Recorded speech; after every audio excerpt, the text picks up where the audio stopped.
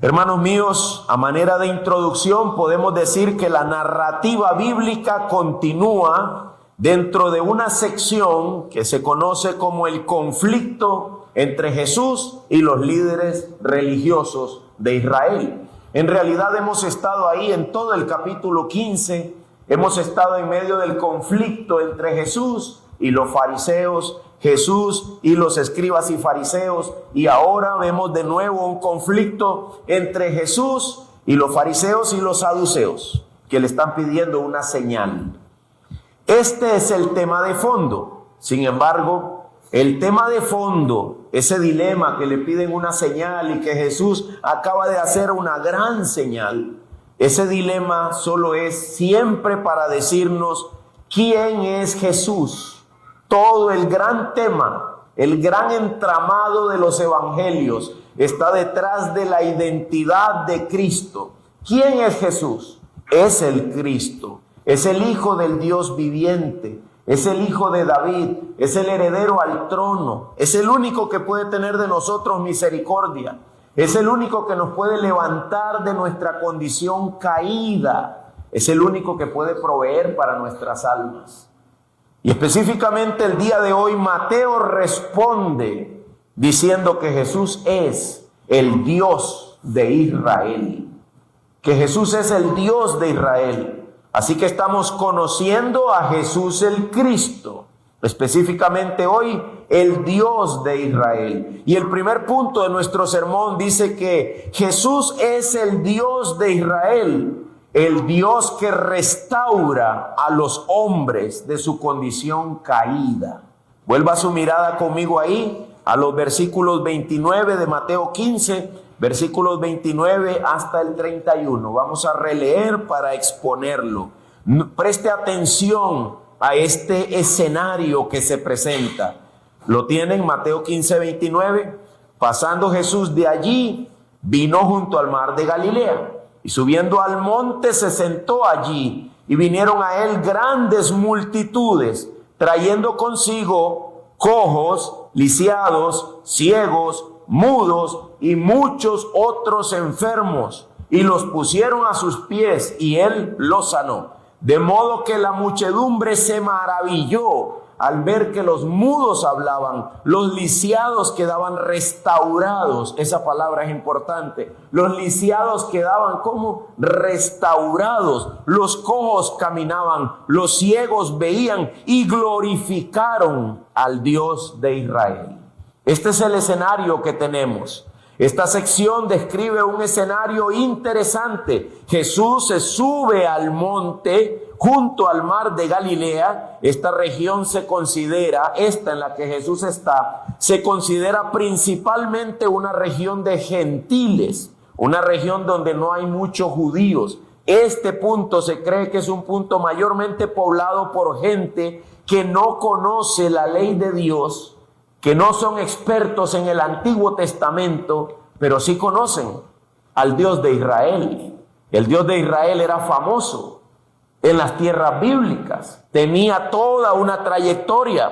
Jesús se sube a este monte y toma asiento ahí, pero no para enseñarles. Toma asiento ahí para empezar a sanar gente. Se trepa al monte y empieza una labor de sanidad. Es interesante que las gentes traen a los enfermos y los ponen a los pies de Cristo. Se los ponen a sus pies, se los ponen directamente ahí donde ellos pueden recibir lo que solo Cristo puede dar. En los evangelios eso es muy común. María estaba ahí a los pies de Cristo, escuchando las palabras de Cristo. Ahora en este escenario los enfermos están ¿dónde? A los pies de Cristo, para recibir de Cristo lo que solo Cristo les puede dar. Jesús, en lugar de sentarse para hablar y enseñarles, Él lo que hace es sentarse para sanarles, para restaurarles. Toma tiempo para entregarse a la gente que viene a Él, para redimir a esta gente, para restaurar a esta gente de la condición caída. Ese es el escenario primero que tenemos. En este escenario debemos recordar que las sanidades de los evangelios son por sobre todo el cumplimiento de las profecías. Era para decir quién era Jesús, para que quedara confirmado. Mira lo que decía Isaías 29, leo para ustedes. En aquel día del que hablaba el profeta Isaías, en aquel día los sordos oirán las palabras de un libro. Qué interesante, ¿no? ¿De cuál libro? Directamente de la boca de Cristo, directamente del Verbo hecho carne, del Verbo entre los hombres. Los sordos oirán, Isaías 29, 18. Y desde la oscuridad y las tinieblas, mira desde dónde, desde la oscuridad y las tinieblas, los ojos de los ciegos verán.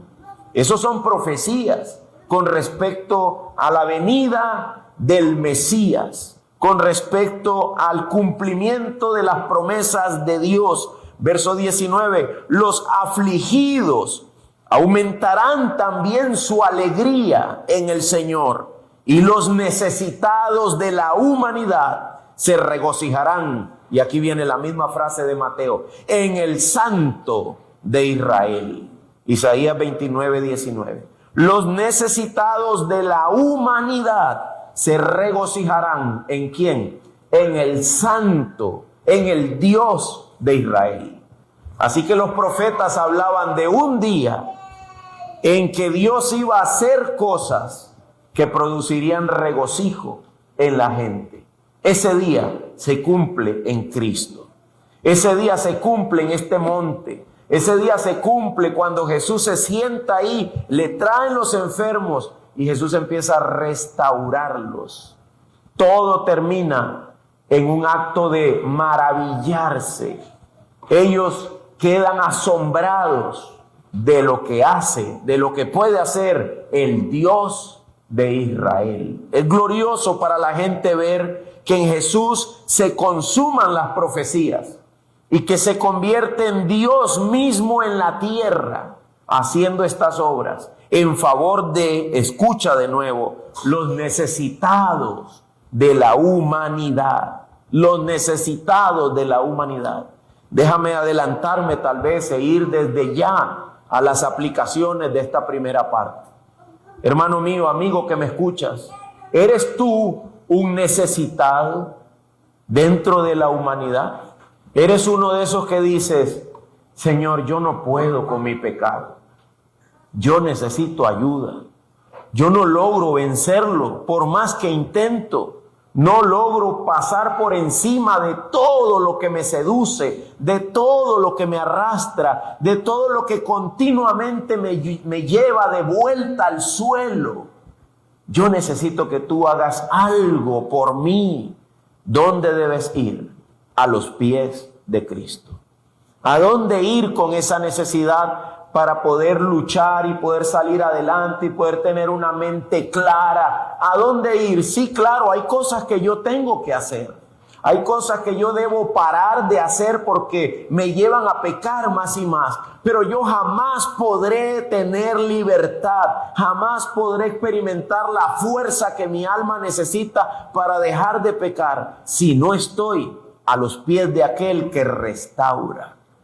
A los pies de aquel que le vuelve la vista al ciego, que le abre el oído al sordo. Todas estas profecías y el cumplimiento de ellas en Mateo 15, 29 en adelante son para dejar claro que Jesús es el Dios de Israel que restaura a los hombres de su condición caída. Dice la Biblia en Isaías 35, 4, digan a los de corazón tímido, digan a los de corazón tímido o apocado, que tiene poca fuerza, esfuércense. ¿Qué es lo que hay que decirles? Esfuércense, no teman, pues su Dios viene con venganza. La retribución vendrá de Dios mismo, mas Él los salvará.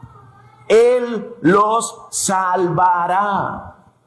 Díganle a los que sienten que no tienen fuerza, díganle a los que sienten que el pecado ya los dominó y que no logran levantarse de donde están, díganles, Él los salvará. El Señor viene, Él los va a salvar. Cuando Él venga, dice Isaías, porque era profético, cuando Él venga, entonces, como evidencia de que Dios vendrá, los ojos de los ciegos se abrirán, los oídos de los sordos se destaparán. El cojo entonces saltará como un ciervo y la lengua del mudo gritará de júbilo. Escucha esto, porque aguas brotarán en el desierto y arroyos en el Arabá. Porque Él, cuando venga, va a hacer que salten de nosotros ríos de agua viva. Él, cuando venga, voy a cambiar esas palabras metafóricas para decir, Él, cuando venga, nos dará la libertad, nos dará la fuerza, nos dará la capacidad de cambio cuando Él viene a nosotros. Y este Cristo, esta manifestación de Dios profética, ya se dio en Cristo. Las sanidades confirman que Jesús es el Cristo, que Jesús es el prometido. Las sanidades tienen que ver con la respuesta a la pregunta, ¿quién es Jesús? ¿Quién es Jesús? Es el Dios de Israel, el único que restaura a los hombres de los efectos de la caída. Es el único que restaura a los hombres de los efectos de la caída. El Dios de Israel. Era comprensible que se refiriera Mateo a Jesús como el Dios de Israel, que la gente hablara de él, de Jesús, como el Dios de Israel. Era comprensible porque estos no eran judíos, eran mayormente gentiles. Y el Dios de Israel tenía fama, el Dios de Israel era conocido. Basta recordar un episodio, voy a citarles lo que dice la Biblia en el primer libro de Samuel, capítulo 4. Versículos 7 y 8, dice lo siguiente: y los filisteos que pelearon contra la nación de Israel, o iban a pelear contra la nación de Israel, los filisteos tuvieron temor, porque lo que pasó ese día es que trajeron el arca del pacto, la trajeron los hombres, los sacerdotes la trajeron al campamento donde estaba el pueblo de Israel reunido para pelear contra los filisteos. Y cuando los filisteos vieron que el pueblo había traído el arca de Dios, el arca del pacto, oiga lo que ellos dijeron: Dios ha venido al campamento. Los filisteos, los enemigos, vieron venir el arca y dijeron: Dios ha venido al campamento. Y añadieron: ay de nosotros, porque nada como esto ha sucedido antes.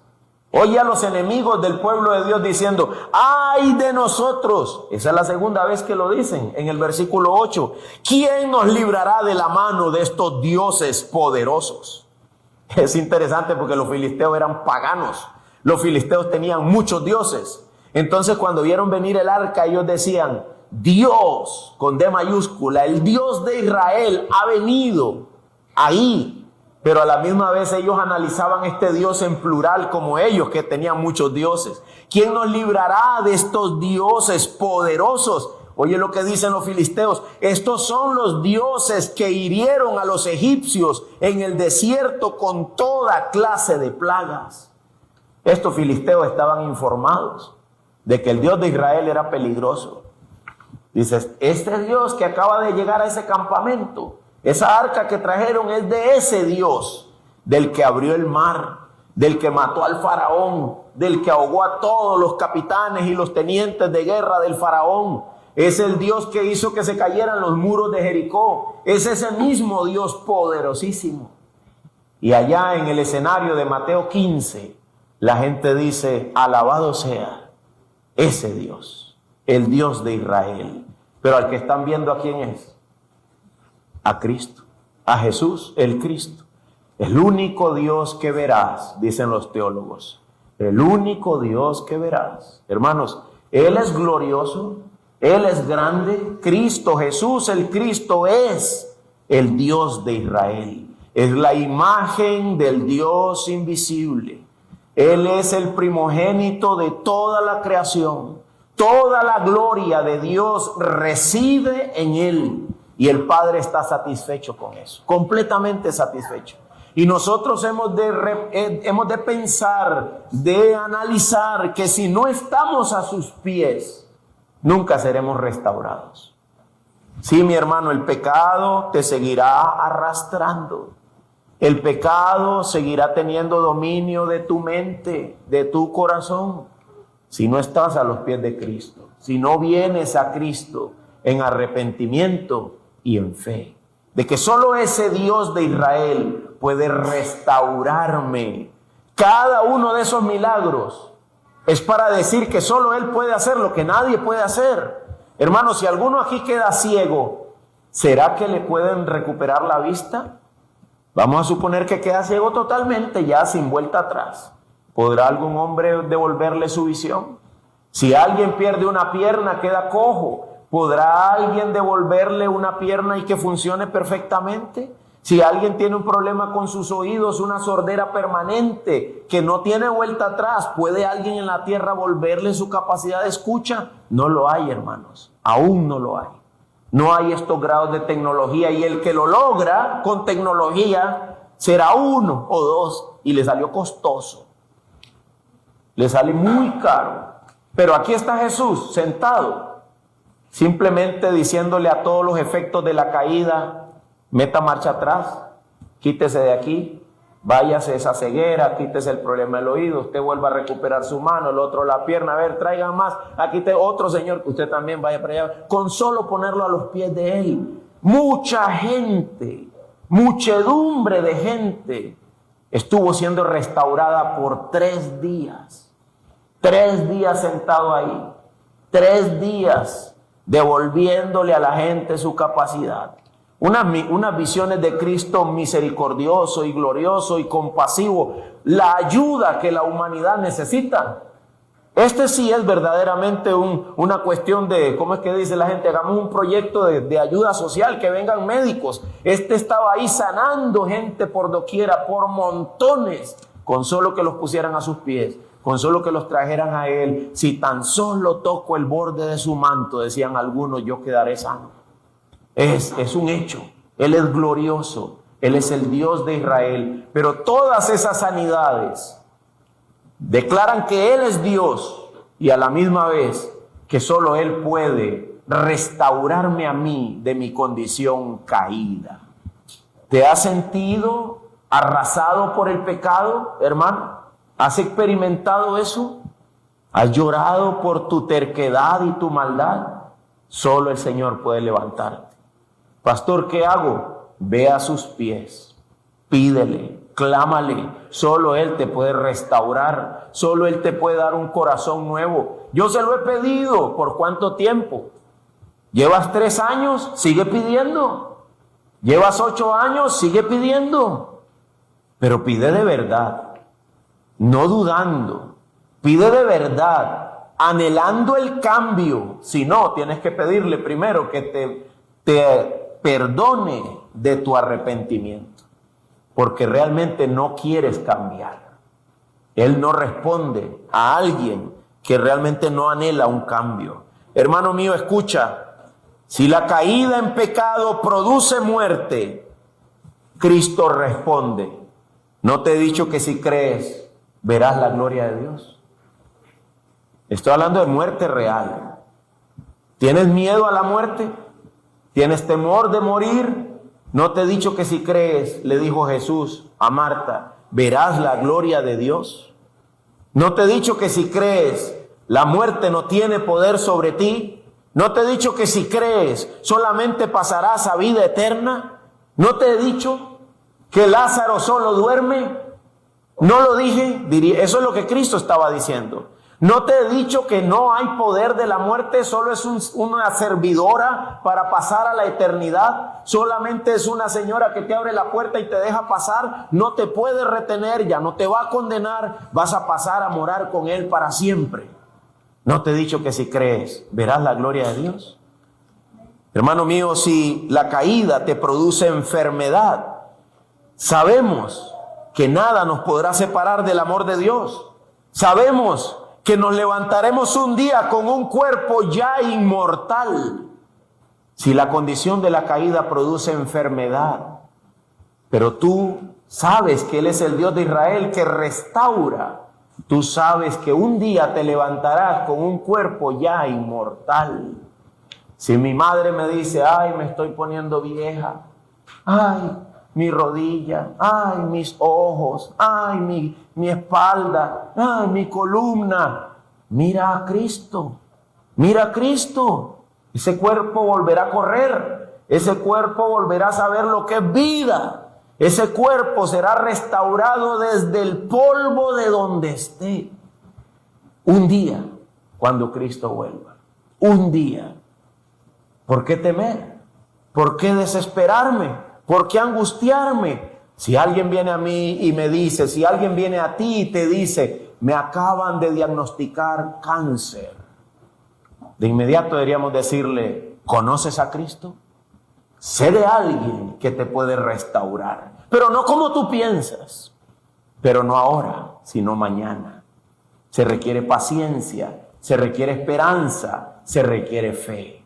Y verás la gloria de Dios. Hermano mío, si la condición caída te produce dolor, sabemos que caminamos hacia un día en que no habrá más llanto, no habrá más enfermedad, no habrá más dolor.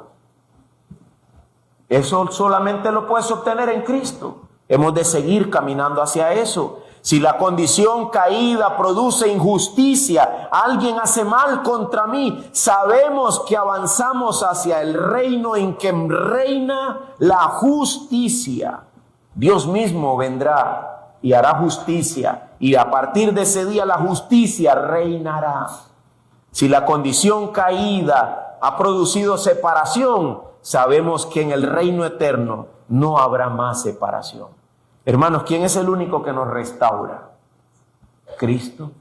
¿Quién es el único que puede devolverle a una humanidad caída la esperanza y la gracia y la bendición de estar vivo y de vivir para siempre? Solo Cristo.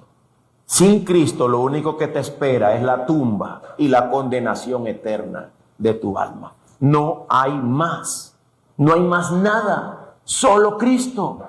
Deberíamos correr a sus pies, deberíamos ir a Él y deberíamos esperar con paciencia. Lee conmigo 2 de Pedro 3:11, por favor. 2 de Pedro 3:11 al 15.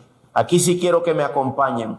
Dice, puesto que todas estas cosas, 2 de Pedro, allá por el Apocalipsis, puesto que todas estas cosas han de ser destruidas de esta manera, ¿qué clase de personas no deben ser ustedes en santa conducta y piedad? Aquí viene lo que quiero señalar. ¿Qué dice el verso 12? Esperando, puesto que todo lo que nos rodea va a ser destruido. ¿Qué deberíamos estar haciendo? Esperando y apresurando la venida del día de Dios.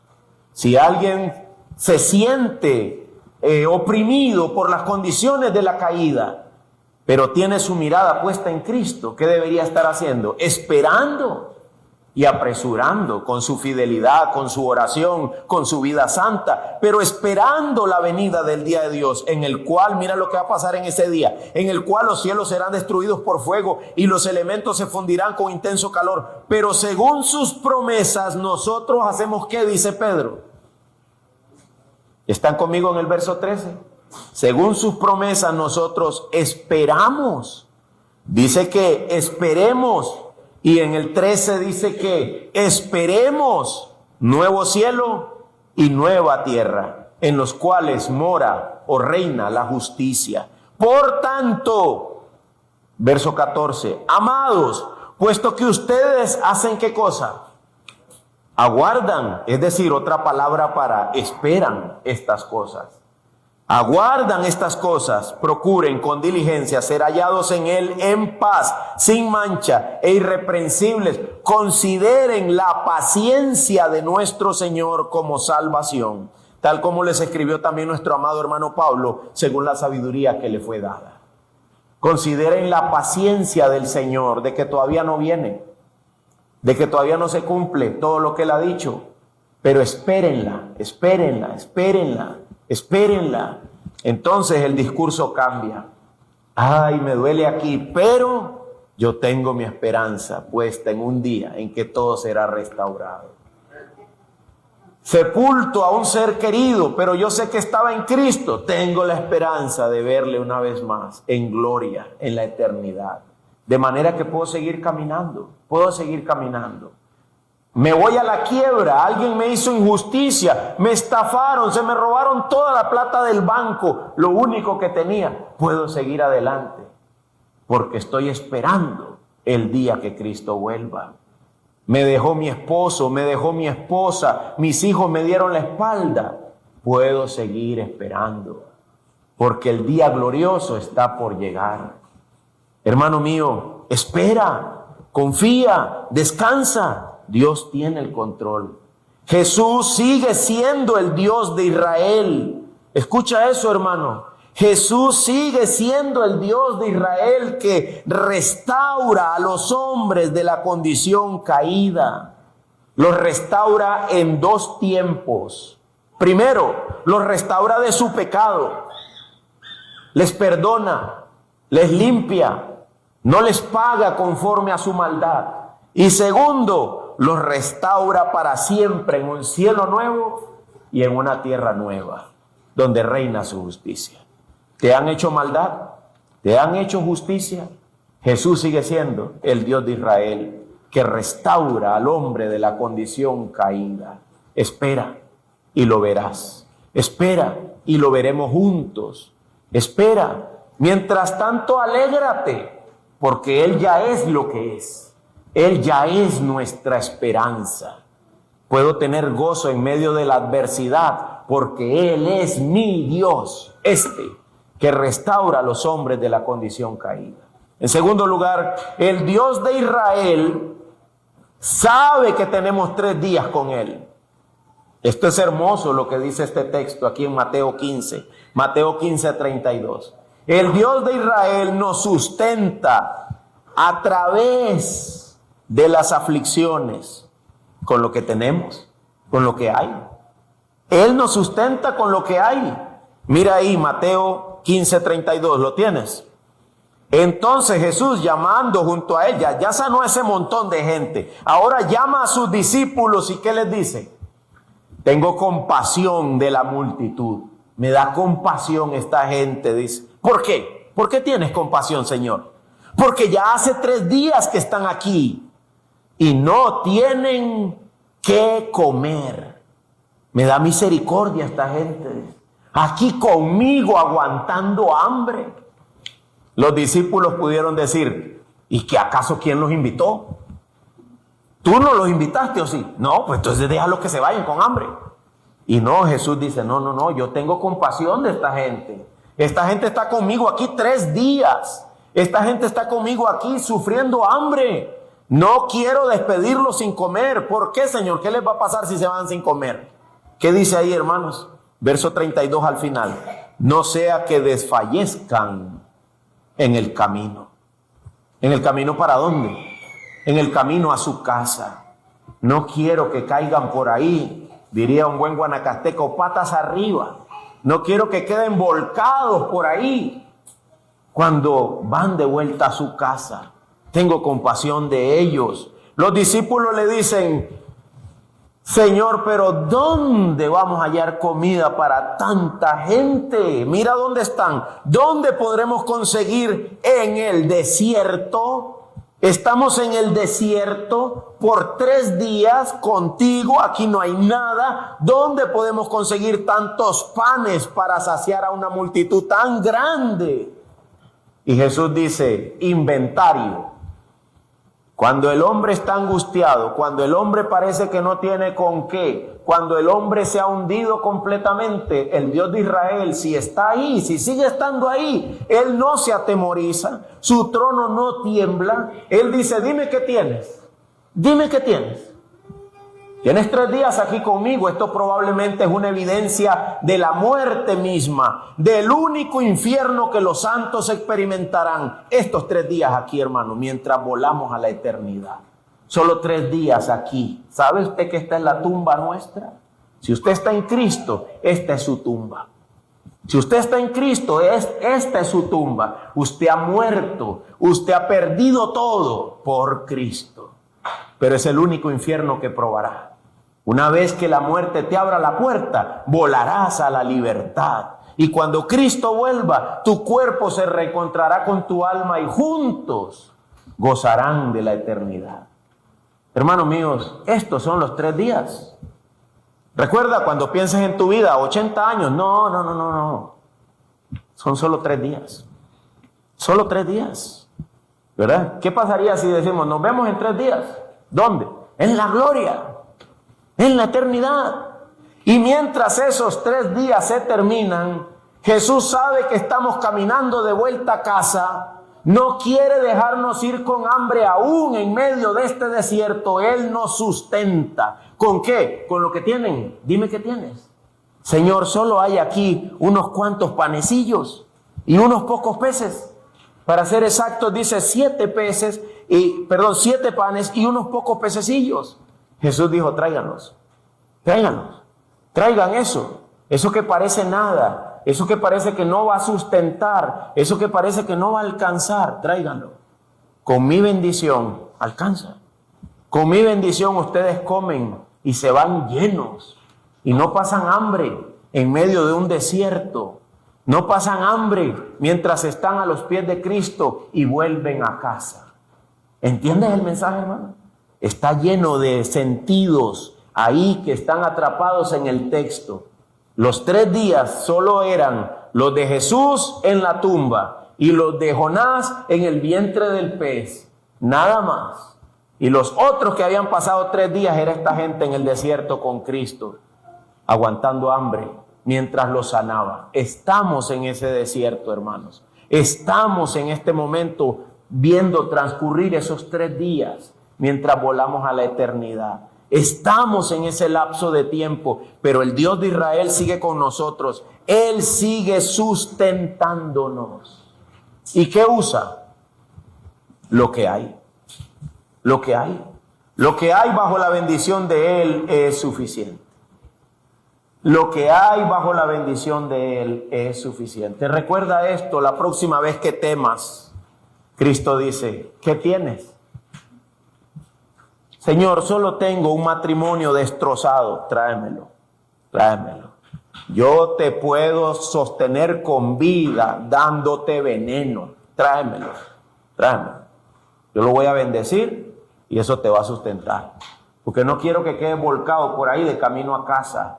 No quiero que no llegues a la eternidad. Quiero que llegues.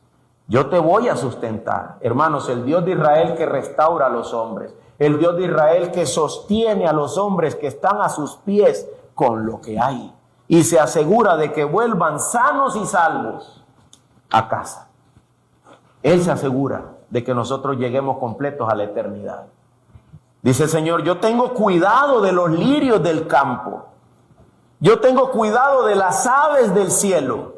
¿Cómo no voy a tener cuidado de ti? ¿Cómo se te ocurre pensar que a mí no me interesa lo que te está pasando? Sí me interesa, pero se trata de que confíes en mí y de que puedo usar aún lo que experimentas para mantenerte con vida.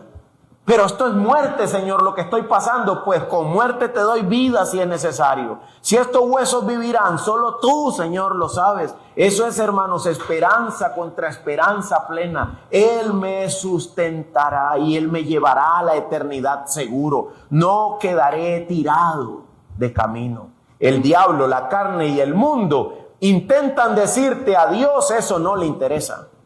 Dios dice, sí me interesa, pero trabajo sobre lo que hay. Trabajo sobre lo que hay. Hay gente que anda por ahí declarando que Dios va a cambiar todas mis circunstancias. Si las cambia todas, ¿con qué trabajaría? ¿Y con qué me sustentaría?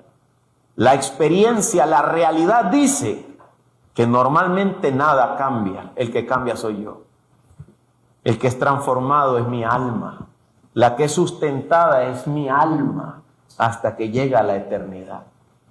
¿Han cambiado las cosas? No, pero he aprendido a confiar en el Dios de Israel que sustenta a los hombres mientras caminan a la eternidad y a dejar las cosas en las manos de Él y a confiar en Él.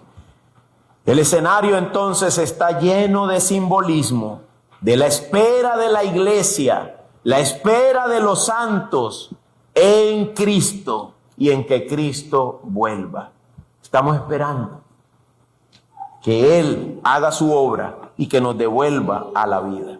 Hermanos míos, en último lugar, el Dios de Israel es el Dios que advierte a los hombres del peligro de la enseñanza que cuestiona su identidad. Y eso es lo último que ocurre aquí en torno a estas comidas, estos panes. 2 veces Jesús ha alimentado gente, 2 veces. Y ahora aparecen los fariseos y los saduceos. El capítulo 16, versículo 1. Mira ahí conmigo. Entonces los fariseos y los saduceos se acercaron. Poniendo a prueba a Jesús, le pidieron que le mostrara una señal del cielo. ¿Por qué pedían una señal? Estaban pidiendo una señal porque ellos entendían que si alguien venía de parte de Dios, tenía que hacer señales y milagros. Y la pregunta es, ¿y no basta con lo del monte? ¿Y no basta con lo de los panes y los peces? ¿Y no basta con todo lo que Jesús hizo? ¿No basta? Jesús sabía que estos hombres no estaban pidiendo señal en sí, que eran incrédulos, no creían que Jesús era Dios, no creían en la deidad de Cristo. Si todo lo que hemos leído era suficiente evidencia, ¿qué más señal querían? Así que Jesús les responde, versículo 2, al caer la tarde ustedes dicen, hará buen tiempo, porque el cielo está rojizo, y por la mañana hoy habrá tempestad, porque el cielo está rojizo y amenazador. ¿Saben ustedes discernir el aspecto del cielo, pero no pueden discernir las señales de los tiempos? Dice, ahora resulta que quieren una señal para saber si es cierto que Dios se ha manifestado. Dice, para todo lo demás sí son inteligentes, para todo lo demás sí son muy sabios, pero para reconocer que Jesús es Dios no les da la cabeza. Si la cabeza no nos da para reconocer que Jesús es Dios, es solo por esto, por perversos y adúlteros de corazón. Jesús les dice, ustedes lo que son es unos perversos, lo que son es unos retorcidos de mente, adúlteros de corazón. De eso no se dan cuenta de que yo soy Dios. Así que no les voy a dar ninguna señal, sino solo la señal de Jonás. Y dejándolos, se fue. Ni siquiera explicó qué era eso de la señal de Jonás. Ni tampoco se lo explicó a Pedro, ¿verdad? Que Pedro casi siempre pregunta, ¿qué significa esa parábola, Señor? Ni a él explicó. Nosotros sí podemos explicar. Ustedes saben que Jonás estuvo en el vientre de un pez grande por 3 días y 3 noches, que de la misma forma Jesús iba a estar en el sepulcro por 3 días y iba a levantarse de ahí, así como Jonás salió con vida del pez, Jesús iba a salir con vida de la tumba también. Esa es la señal de Jonás. Pero ahorita no se explica porque este no es el punto. El punto es el siguiente, verso 5. Los discípulos al pasar al otro lado se habían olvidado de tomar panes. Entonces Jesús les dijo, estén atentos y cuídense de la levadura de los fariseos y saduceos. Versículo 7, los discípulos dicen, dice eso porque no trajimos pan, ¿verdad? Dice un teólogo, los evangelios demuestran que el discipulado es un fracaso total. Hacer discípulos, hacer seguidores de Cristo es un fracaso. Los evangelios lo demuestran. Y entonces, ¿cómo es que estamos nosotros aquí? Dice alguno entre nosotros. Entonces, ¿cómo es que estoy yo aquí? Yo sí soy un discípulo. Por pura gracia del Señor nada más. Estos hombres todavía estaban aquí diciendo, híjole, que no trajimos pan. Así que Jesús los regaña y les dice, ¿por qué ustedes están hablando así, hombres de poca fe? Ustedes no entienden, todavía no entienden, versículo 9. ¿No recuerdan los 5 panes que alcanzaron para 5,000 y las cestas que sobraron, que eran 12, si mal no recuerdo? Y los 7 panes que alcanzaron para 4,000 y las cestas que sobraron, que fueron 7. Todo mundo comió, se sació y sobró abundantemente. Conmigo no necesitan pan. Yo no estoy hablando de eso, dice Cristo. Estoy hablando de la levadura de los fariseos y saduceos. Y tampoco lo explicó. Estoy hablando de la levadura de los fariseos y saduceos. Pero por obra del Espíritu Santo ellos entendieron. Dice, entonces entendieron, versículo 12, entonces entendieron que él no les había dicho que se cuidaran de la levadura de los panes, sino de la enseñanza. Yo creo que es Mateo el que nos explica más tarde, ya guiado por el Espíritu Santo, de lo que estaba hablando era de la enseñanza. Nunca nos cayó la peseta, dice, nunca caímos en cuenta que no estaba hablando del pan de los fariseos, de la enseñanza de los fariseos era que estaba hablando. ¿Y por qué de la enseñanza? ¿Qué era lo que enseñaban los fariseos y saduceos? Que Jesús no era Dios. Eso era lo que enseñaban. Y Jesús advierte, cuídate de dudar de mi capacidad o de mi deidad. Eso es lo que hacían los fariseos y saduceos. Hermano, cada vez que yo me alejo de Cristo, estoy dudando de Cristo. Cada vez que yo desarrollo una forma para resolverlo a mi manera, estoy dudando de Cristo. Cada vez que yo opero en mi propia inteligencia, en mi propia opinión, estoy dudando de Cristo. Todo el tiempo. Hasta cuando peco, cuando practico un pecado, porque me produce placer, estoy diciéndole a Cristo, tú no satisfaces mi alma. Yo tengo que encontrar por otro lado placer. Mentiras. Es por mi perversión. Es por la dureza de mi corazón. Es por el adulterio de mi propio pecado y de mi propia maldad. Cristo es suficiente. Cristo es suficiente. Yo tengo que decirle eso a mi carne. Bástate mi gracia, dice el Señor. Bástate lo que te doy, ya tienes suficiente, ya tienes suficiente. Eso que estás buscando, no lo necesitas. Cuídate de la levadura de los fariseos y saduceos. Cuídate de ser como esos que pensaban y decían que Cristo no era suficiente, que no satisfacía y que no llenaba a plenitud nada. Dice la Biblia que de Cristo tomamos todos y gracia sobre gracia. Cristo es suficiente. Yo no necesito más nada. La gracia y la verdad fueron hechos realidad, dice Juan en Juan 1:15 y de 15 al 18, por medio de Jesucristo. Por medio de Jesucristo yo obtengo la gracia y obtengo la verdad. Cuídate de apartarte de Cristo. Desligar a Jesús de su deidad es dejar a la humanidad sin redención. Por eso es tan peligroso dudar de Cristo. Escúchame, si te apartas de Cristo, ¿qué habrá para tu alma? Dime qué habrá. Dime qué más hay. Ayer le decía yo a una alumna de la academia, mira, a veces suena misterioso, grande y profundo. Un Dios eterno, único, el Padre, el Hijo y el Espíritu, desde la eternidad, que pensaron en formar para ellos mismos un pueblo, una nación, una descendencia. Por eso creó al hombre y por eso ha hecho todo lo que ha hecho, para morar con nosotros para siempre. Alguien dice, eso es muy fantástico, eso es muy maravilloso, eso es prácticamente increíble, no lo puedo creer. Entonces dime qué hay, entonces dime tú qué tienes. Entonces dime tú cómo explicas tu existencia y hacia dónde caminas, cuál es tu esperanza. Si no es la que acabo de describir, no es ninguna.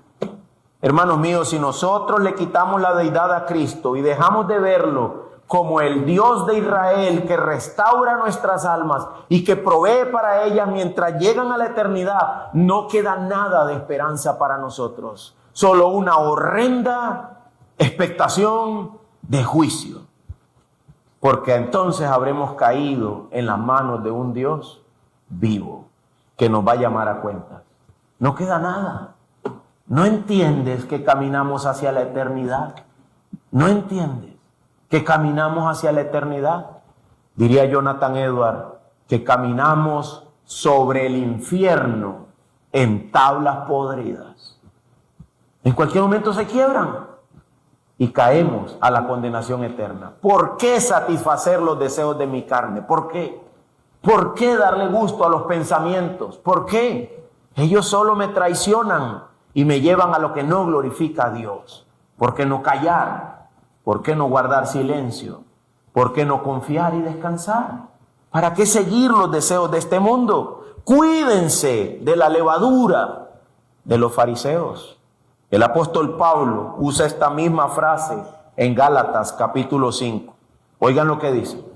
De Cristo se han separado ustedes que procuran ser justificados por la ley. De la gracia han caído todos los que no se sujetan a Cristo, todos los que no confíen y dependan de Cristo están desligados.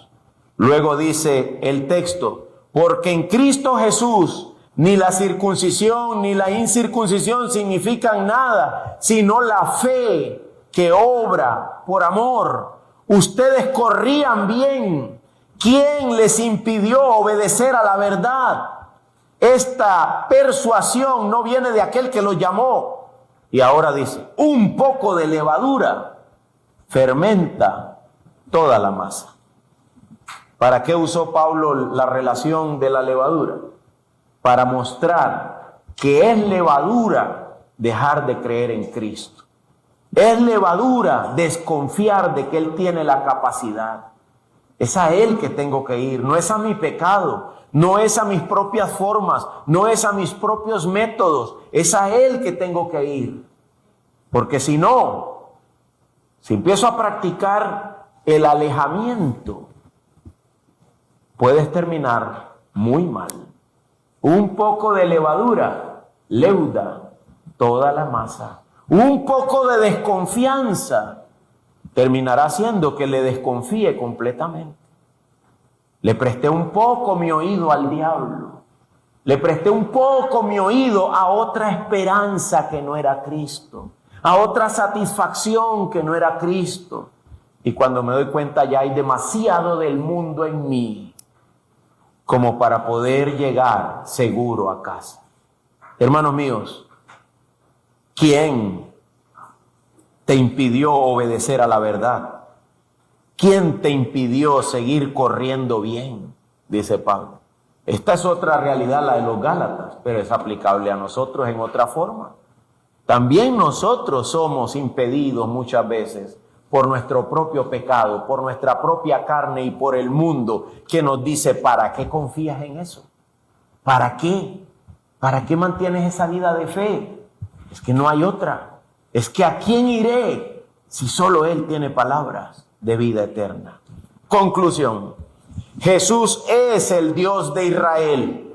Como Dios de Israel, Él es el que restaura las almas de su condición caída y Él es el que las sustenta en su trance agudo mientras llegan a la eternidad. Pastores, aquí estamos sufriendo en este mundo. Amén. Ven, hagamos una pelota y oremos juntos. Pastor, aquí se pasa angustia, ¿verdad? Sí, amén. Venga, oremos. Él es el que nos sustenta mientras llegamos a la eternidad. Jesús es el Dios de Israel y nos sustenta con lo que hay. Usa la muerte si es necesario. Usa la separación si es necesario. Usa 7 panecillos y unos cuantos peces para alimentar multitudes si es necesario. ¿Qué eran esos panecillos y esos peces, hermanos? ¿Acaso eran comida de elfos? Dijo la película de él. ¿Acaso eran comida de ángeles? No, era comida de la tierra. Eran cosas perecederas.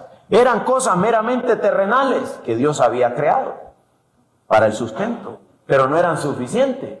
Pero Él supo multiplicarlos. Él sabe cómo cuidarnos. Él sabe cómo proveernos. Siempre estará demostrado. Todavía recuerdo aquellos tiempos en que no tenía nada. No había un giro mensual que llegaba a mi cuenta. Nunca faltó nada. Nunca, nunca. Después de 7 años estudiando psicología para ganar buena plata y trabajar y hacer plata y mantener a mis hijos, entonces le digo a mi esposa, mi amor, pero tengo 7 años estudiando, ¿quién es el que me ha mantenido? ¿Es Cristo? ¿Dios? Entonces mejor sigo confiando en Él y trabajo para Él y que Él verá cómo me mantenga. Y aquí estoy, hermano, no me morí de hambre. Y no tenía ningún patrocinador. Nadie, absolutamente nadie. Hermanos míos, Él nos va a sustentar con lo que hay. Él sustenta las almas por medio de cosas terrenas que Él bendice para darles vida. Les da vida por medio de aflicciones. ¿Sí o no, hermano? Les da vida por medio de aflicciones. Dime cuándo es que más oras. Dime cuándo es que más le pides. ¿Cuando todo va bien o cuando todos los camiones están varados? Señor, ahora sí te pido ayuda porque ya no encuentro cómo. Él nos da vida a través de aflicciones. Él sabe usar el sufrimiento y de esa manera asegura que llegaremos bien a casa. La morada de esas almas, también es importante recordar, no está en esta tierra.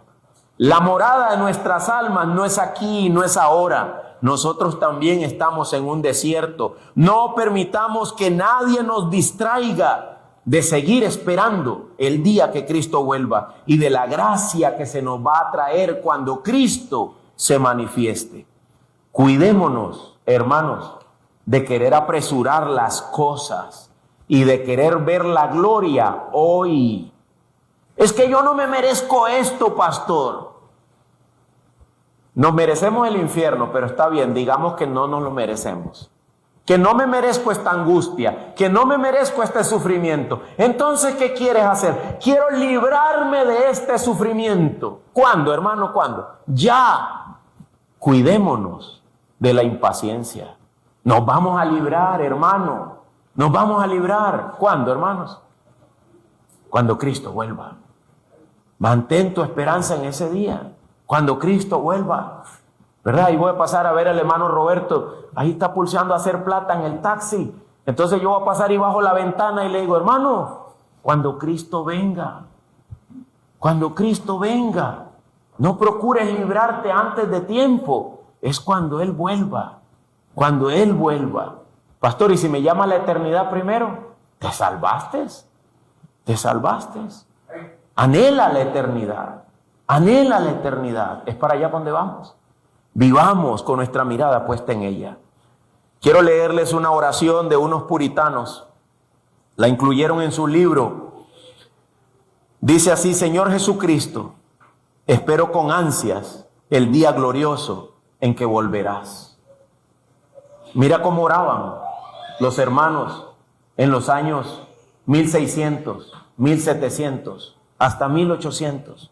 Espero con ansias el día glorioso en que volverás, cuando la noche será dispersada por la luz de tu presencia y las lágrimas serán enjuagadas para siempre. Mantén mi corazón firme en esta esperanza, que no me distraiga lo pasajero, que no me desanime la prueba. Haz que viva cada día con la mirada fija en tu reino, buscando las cosas de arriba y no las de la tierra. Que la esperanza de tu venida sea mi consuelo en la aflicción y mi fortaleza en la debilidad. Purifica mi alma para que esté lista para encontrarte y haz que mis obras reflejen la luz de tu gloria. Me encanta cómo termina. Ven pronto, Señor Jesús, y cumple la esperanza de tus santos. El Valle de la Visión, obra de los puritanos. Ven pronto, Señor Jesús. ¿Qué es lo que debe decir toda la iglesia? Según Apocalipsis, sí ven, Señor Jesús. Vamos a orar.